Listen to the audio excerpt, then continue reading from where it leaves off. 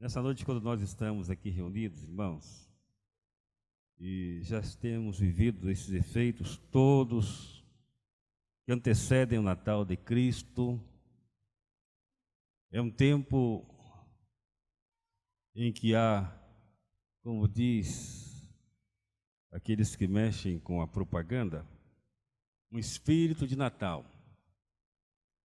Em toda a terra as pessoas se movem em torno dessa data magnífica, a data do Natal de Cristo. Algumas cidades, no início de dezembro, elas marcam a data e a chave da cidade é transferida, não para Cristo. E a pergunta que nós fazemos, já que o Natal é Cristo, por que Deus enviou seu Filho ao mundo? Essa noite eu queria pensar um pouco com você sobre essa questão que aparece na Bíblia algumas vezes. Por que Deus enviou seu Filho ao mundo? Alguns textos bíblicos, eles, embora sendo bem simples, eles são de uma profundidade extraordinária. E um desses textos está no livro de Gálatas, no capítulo 4, o verso de número 4. E aqui esse texto nos fala sobre esse plano de Deus, o plano eterno de Deus. Gálatas 4:4, assim nos diz a palavra.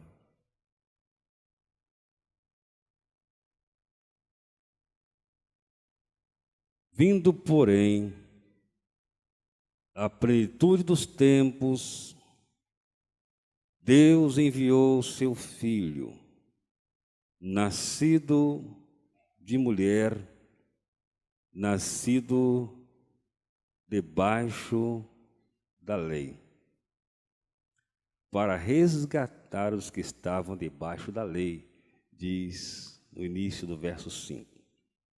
Por que Deus enviou seu Filho? Primeira resposta a esta questão nos é dada pelo próprio Deus, Deus Filho.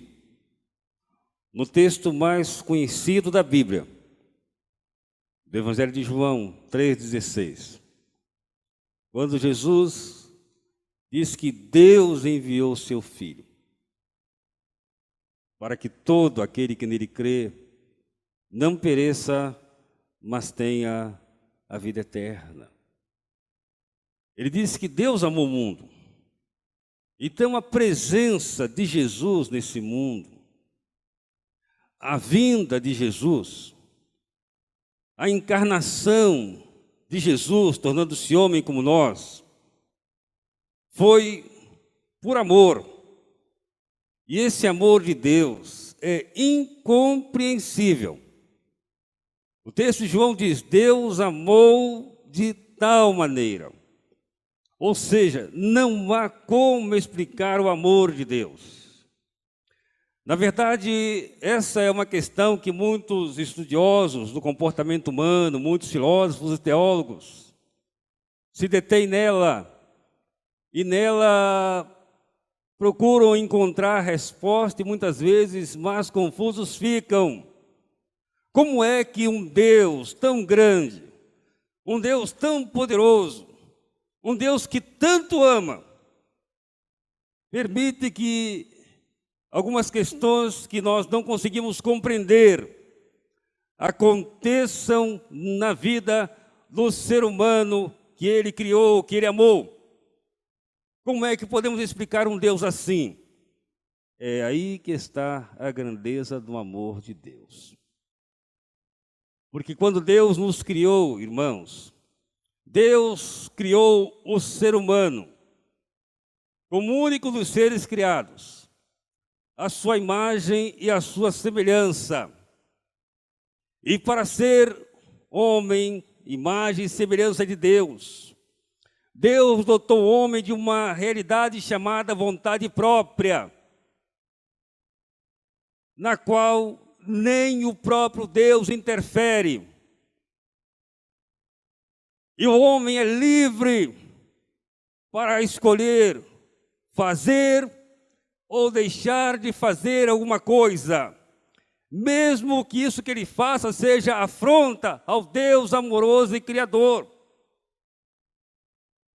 Deus poderia ter nos criado sem essa capacidade, e nós não seríamos humanos, seríamos simplesmente robôs nas mãos de um todo-poderoso, marionetes.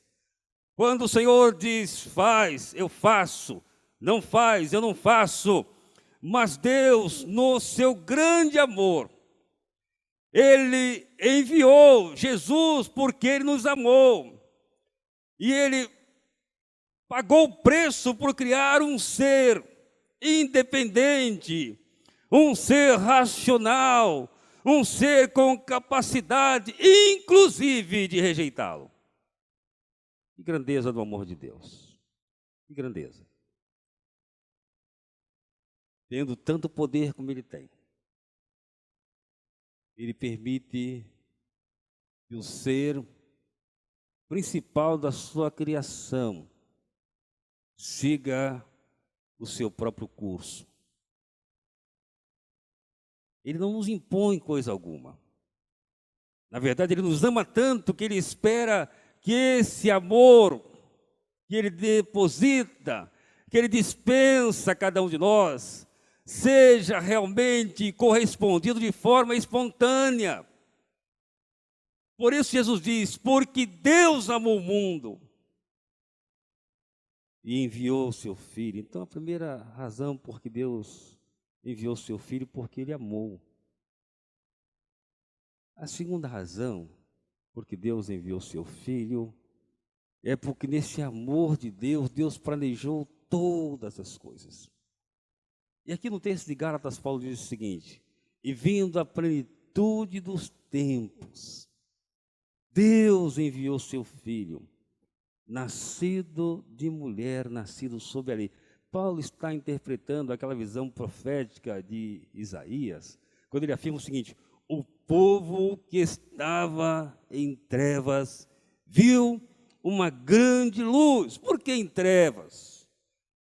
Porque desde o início da raça humana, conforme o registro do Gênesis capítulo 11, os homens intentaram encontrar um caminho de volta para Deus.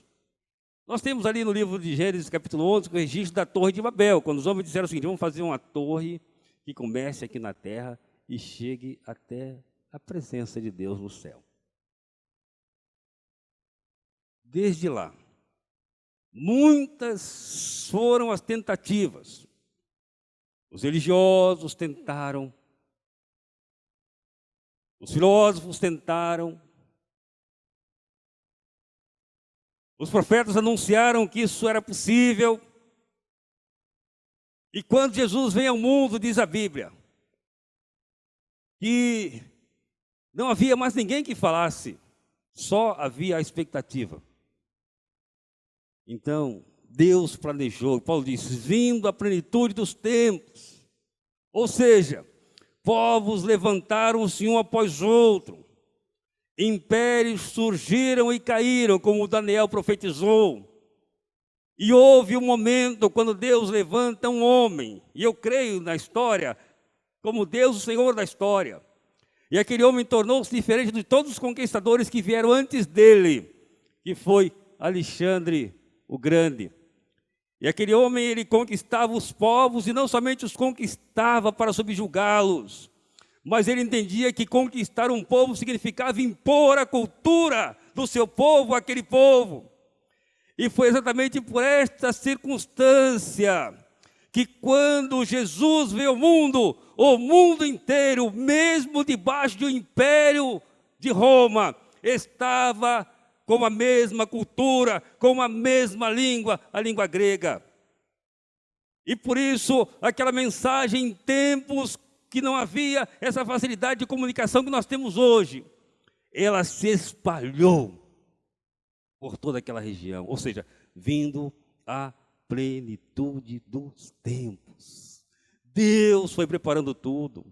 O autor dos Hebreus diz que Deus, tendo antigamente falado aos homens muitas vezes, de muitas maneiras, nesses últimos dias nos falou através do seu Filho, Jesus, a quem constituiu o herdeiro de tudo. Então, por que Deus enviou o mundo, seu Filho ao mundo? Primeiro, porque Ele nos amou. Segundo, porque Deus planejou isso, meu amigo. A história da vinda de Jesus, a presença de Jesus no mundo, não foi um acaso.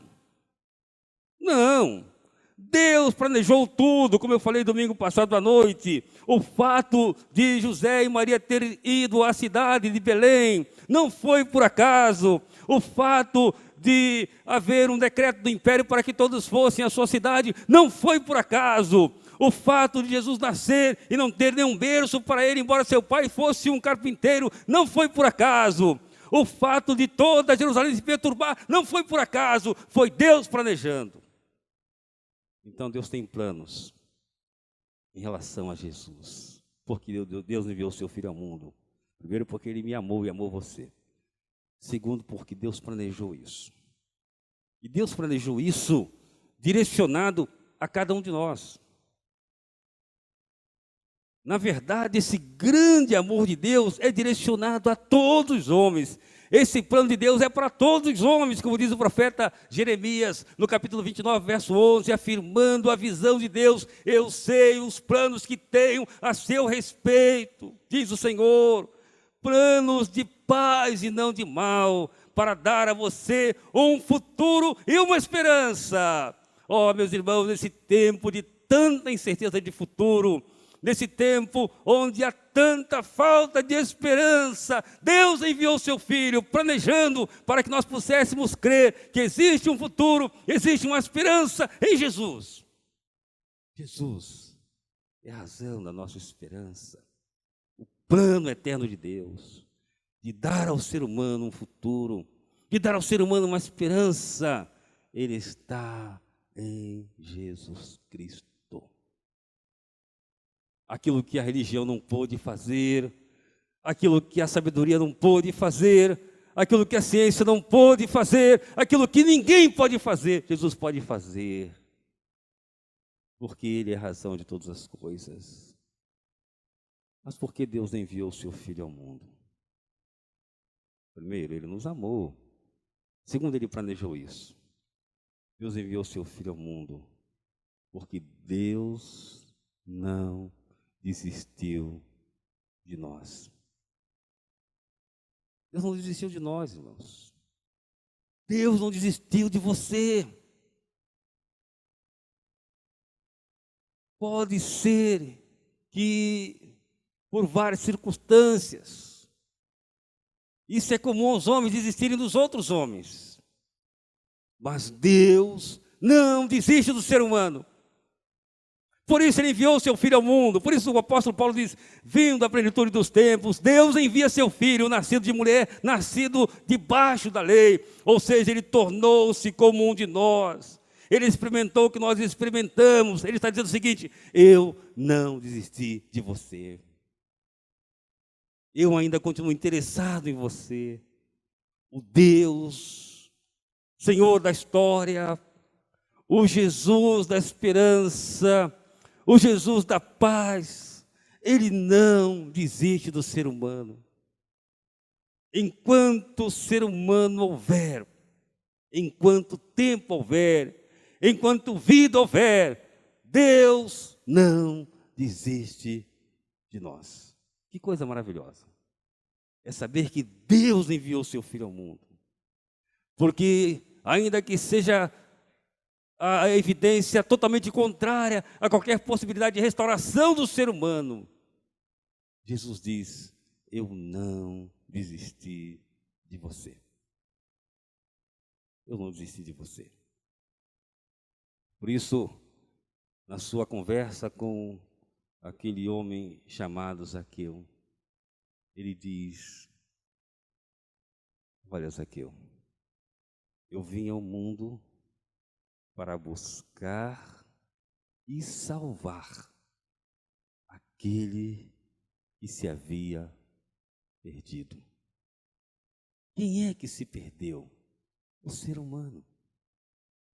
De tudo quanto Deus criou, de todos os seres que Ele criou, todos permanecem como desde a criação.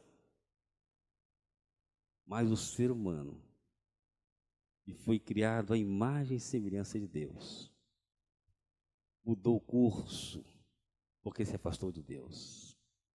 E por isso Deus enviou seu Filho ao mundo, porque Ele nos ama. Eu queria que você saísse daqui essa noite, a noite do Natal, pensando nisso. Deus enviou Jesus porque Ele me ama. Pense nisso, Ele ama você. Deus enviou Jesus porque Ele tem um plano. O plano de Deus para você é um plano que vai dar para você um futuro e uma esperança. Deus enviou Jesus ao mundo porque Deus não desiste do ser humano. Pode acontecer o que acontecer nessa vida, mas Deus não desiste de nós. E em Jesus, Deus é suficiente para nos libertar de todo pecado e para nos conceder aquela paz que excede a toda a espécie de compreensão, como diz Paulo escrevendo aos Filipenses. A paz de Deus que excede todo o entendimento guardará o vosso sentimento e o vosso coração em Cristo Jesus, nosso Senhor. Celebremos o Natal com felicidade, com alegria, porque Deus enviou seu Filho ao mundo. Quero orar com você essa noite, quando estamos caminhando para o final do culto. Quero convidar o pastor Aguinaldo. O pastor Aguinaldo é meu genro, pastor da Igreja Batista da Esperança. Ele veio junto com a Júlia, nos visitar. Então ele vai orar nessa hora. Senhor nosso Deus e Pai, somos gratos pela Tua bondade para conosco. E a Tua bondade foi provada quando o Senhor enviou Jesus Cristo para nascer, para morrer em nosso lugar. Pai, obrigado pela vida de Jesus Cristo. Esse Jesus que continua a ser um Cristo que nasce e renasce na vida de tantas pessoas que abrem seu coração para Ele, Senhor. Pai, se porventura tem alguém aqui que ainda não teve um encontro pessoal com esse Jesus Cristo vivo, e esta noite seja a oportunidade de salvação, seja a oportunidade de um encontro profundo, de um encontro com esse Jesus, que quer continuar a nascer no coração do homem pecador.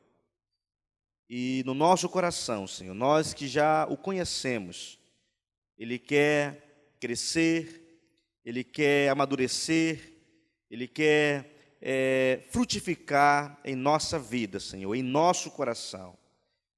Portanto, que o nosso coração seja boa terra, onde a semente Jesus nasça, aonde a semente Jesus cresça e produza fruto. Pai de amor, que a nossa vida seja um instrumento em Tuas mãos, para sermos bênção neste mundo, Senhor. Nesse tempo de Natal, que a nossa vida possa ser a luz do mundo, nesse momento onde a luz é uma presença constante, mesmo entre aqueles que não Te conhecem, Senhor. Mesmo entre aqueles que não têm uma experiência contigo, a luz é uma presença constante. E a Tua palavra diz que o Senhor Jesus é a luz do mundo. E nós, Seus filhos, também nos tornamos luz do mundo e sal da terra. Que possamos ser essa luz que ilumine a nossa circunvizinhança, os nossos amigos, a nossa família. que venha iluminar onde quer que nós estivermos. Em nome de Jesus. Amém.